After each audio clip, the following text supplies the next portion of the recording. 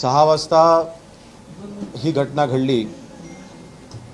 फिर्याद ही जवळपास 9च्या सुमारास ही पोलीस स्टेशनला आल्याच्या नंतर अर्ध्या तासाच्या आतच पोलिसांकडून ज्या कारवाई करणं आवश्यक होतं त्या कारवाईला लगेचच त्यांनी सुरुवात केली। आरोपी शोधण्यासाठी सीसीटीव्ही फुटेजेस त्याचा अभ्यास करणं, सीसीटीव्ही फुटेजेस पाहणं, इमिजिएटली त्यांनी अर्ध्या तासाच्या आतमध्ये आरोपीला आयडेंटिफाय केलं।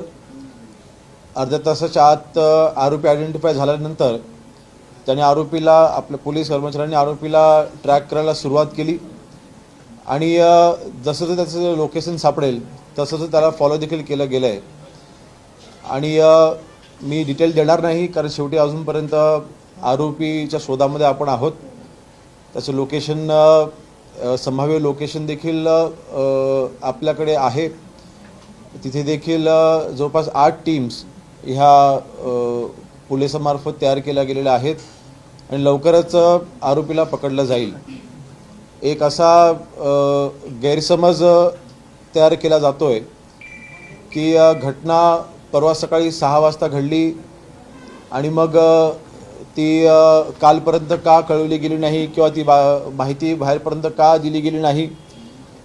तर या बाबतीमध्ये आपल्या सर्वांना सांगू इच्छितो की ज्या वेळेला ही फिर्याद आल्याच्या नंतर अर्ध्या तासाच्या आतच आपण आरोपीला आयडेंटिफाय केलं आणि आरोपी अलर्ट होऊ नये ह्यासाठी ही बातमी बाहेर येऊ नये ह्याची आपण पोलिसांमार्फत दक्षता घेतली गेली, जी अत्यंत गरजेची होती।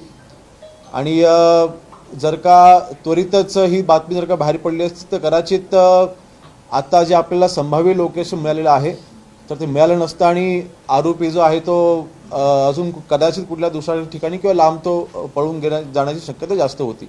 आणि म्हणून ही घटना लपवण्याचा प्रयत्न हा झालेला नाही, फक्त गुप्तता ही पाळली गेलेली आहे कारण ती गरजेची होती। एकंदरीत ब्रीफिंग घेतल्याच्या नंतर आरोपी हा लवकरच पकडला जाईल आणि पुणे शहराच्या बाबतीमध्ये शेवटी ही जी घटना घडलेली आहे ती ST स्टँडच्या आवारामध्ये ही घटना घडलेली आहे। तिथे पोलिसांमार्फत त्या दिवशी रात्री 12 वाजल्यापासून ते सकाळी 6 वाजेपर्यंत किती वेळा गस्त घातली गेली ह्याची देखील माहिती मी घेतली। मला वाटतं रात्री 1:30 वाजता तिथले PI आहेत ते स्वतः CCTV फुटेजमध्ये देखील दिसत आहेत, ते स्वतः तिथे रात्री 1:30 वाजता ST स्टँडच्या आवारामध्ये ते फेरी मारून गेलेले आहेत, इथे पाहणी करून गेलेले आहेत। पुन्हा रात्री 3 वाजता, 3-3:15 वाजता देखील PI तिथे रात्री गस्त घालून गेलेले आहेत, त्यांच्या टीमसोबत पाहणी करून गेलेले आहेत। म्हणजे पोलिसांकडनं कुठलं दुर्लक्ष झालं किंवा पोलीस अलर्ट नव्हते असा काही विषय नव्हता। घटनेच्या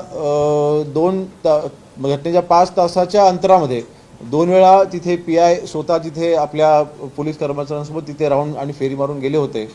जो आरोपी आहे तो आरोपी त्याच्यावरती लहान स्वरूपात म्हणजे चोरी आणि असे काही गुन्हे त्याच्यावरती दाखल आहेत, परंतु ते ग्रामीण भागामध्ये आहेत। एक आपल्याकडे सिस्टम आहे की पुणे शहरामध्ये जे आरोपी असतात त्यांचा रेकॉर्ड आपल्या पोलिसांकडे असतो आणि ह्या आरोपींना डेली त्यांच्याकडे आपण संपर्क साधत असतो वेगवेगळ्या माध्यमातून। तर त्या दिवशी जवळपास 250 पेक्षाही जास्त आरोपींवरती लक्ष सर्व्हेलन्सच्या माध्यमातून किंवा थेट संपर्काच्या माध्यमातून आपण ठेवलेलं होतं। दिवसाला जवळपास 1000 पेक्षा जास्त आरोपींवरती आपण लक्ष ठेवून असतो, यांचा रेकॉर्ड हा शहरामध्ये आपल्याकडे आहे। जे आरोपी ग्रामीण भागामधनं शहराकडे येत असतात त्यांचा रेकॉर्ड हा शहराकडे नसतो, नक्कीच त्याच्यावरती भविष्यामध्ये आपण काम करतोय।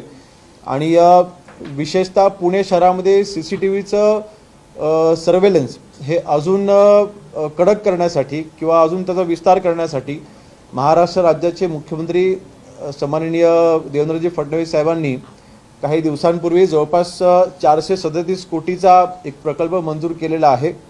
त्याच्यामध्ये महत्त्वाचं फेशियल रेकग्निशन असलेले CCTVs देखील आपण इन्स्टॉल करतोय, जेणेकरून एखादा आरोपी जर का कुठे त्या CCTV फुटेजमध्ये आला तो लगेच आयडेंटिफाय होईल, पोलिसांना त्याचा अलर्ट येईल आणि पोलीस त्या ठिकाणी अलर्ट होतील।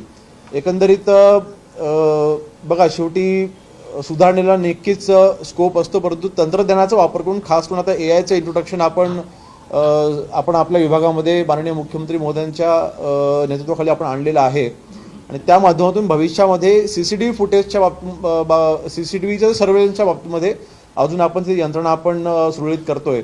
परंतु परवाच्या दिवशी जी घटना घडली ती घटना कुठले फोर्सफुली किंवा तिथे कुठला स्ट्रगल किंवा असं कुठलंही तिथे न झाल्यामुळे तिथले जेव्हा घटना घडली त्यावेळेला तिथे देखील जवळपास 10 ते 15 लोक त्या बसच्या आजूबाजूला देखील तिथे उपस्थित होते आणि कोणालाही तिथे शंका आली नाही आणि त्यामुळे कदाचित ते जे क्राईम त्याला सुरळीतपणे करता आलं.